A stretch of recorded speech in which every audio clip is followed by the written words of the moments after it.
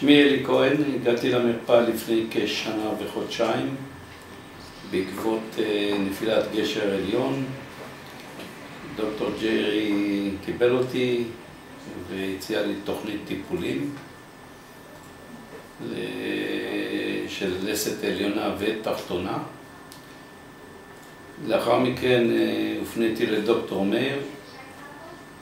דוקטור מאיר מבחינתי הוא רופא בחסד עליון, ידע לקלוט אותי, לטפל בי. אני לא פציינט קל לרופא שיניים, רפלקס מאוד גבוה, אני רואה מראה במרחק 15 סנטימטר, אני כבר מטריד עם הרפלקס. לכן יש לי רק מילים טובות להגיד על הטיפול המסור לאורך כל השנה. בעצם דוקטור מאיר, אם אפשר להגיד, יחזיר לי את החיוך, ואני היום מחייך בפה מלא, מה שלפני שנה מאוד התקשיתי לבצע זאת בגלל חוסר של הרבה מאוד שיניים שנפלו בדרך. דוקטור מאיר ידע,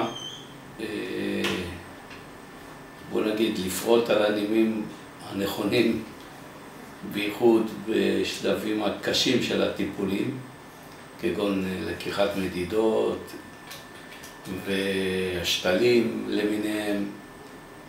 ועל זה אני מאוד מודה לו ומוקיר את תרומתו, ובעצם בלעדיו לא בטוח שאני הייתי צולח את הניסיון הזה. אני היום שואל את עצמי לא פעם איך עברתי את זה במשך שנה.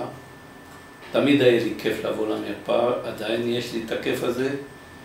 בעצם יש פה צוות נפלא, מהשיננית, דרך המזכירה, דרך דוקטור מאיר, דרך המנתח, וכל הצוות פה יודע באמת לקבל את הפציינטים, לטפל בהם ולהציע אותם הכי טוב שאפשר. ועל כך תודה. להספיק.